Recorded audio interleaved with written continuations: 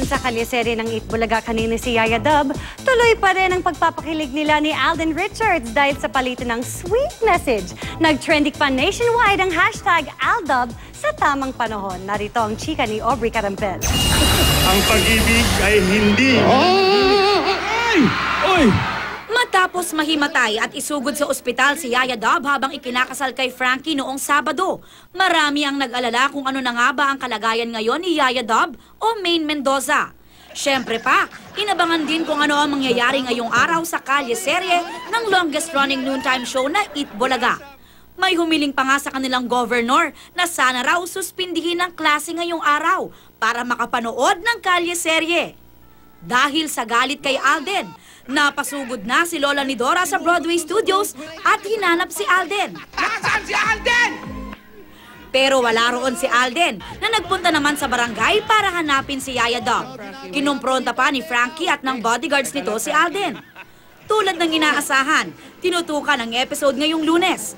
Sa isang tailoring shop sa Quezon City, tigil trabaho muna para manood ng kalyeserye. Masaya, yan, ganun. Nakatanggal po ba ng pagod? Oo, nakakatanggal. Kahit nga nagkatahi ako, nanonood pa rin eh. Ang ilang Aldab fans sa labas ng Broadway naman nag-aabang. Gusto po makita sa personal si Alden po. So gusto mo makita sa persona? Kinikilig ka? Opo. Sana nga po sila yung magkatuluyan eh. Naniniwala ka na sa forever? Opo. Kinikilig din kayo? Ay, syempre naman, nakakakilig. Ilan taon na kayo? 63. Sa edad na 63, kinikilig pa kayo sa... Syempre naman, dahil iba yung dating nilang dalawa. Dahil meron silang chemistry.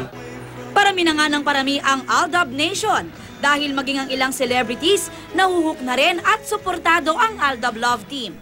Top trending topic din sa Twitter nationwide ang hashtag Aldab sa tamang panahon. Wala si Yaya Dub sa kalyeserye kanina, nakasulukuyang nagpapahinga. Pero kilig pa more pa rin ang fans dahil si Alden nagpaabot ng mensahe kay Yaya Dub. Pagaling ka at I'll dub you. Nasinagot naman ni Yaya Dub o Maine sa kanyang Twitter ng I'll dub you too. Aubrey Carampel updated sa Showbiz Happenings.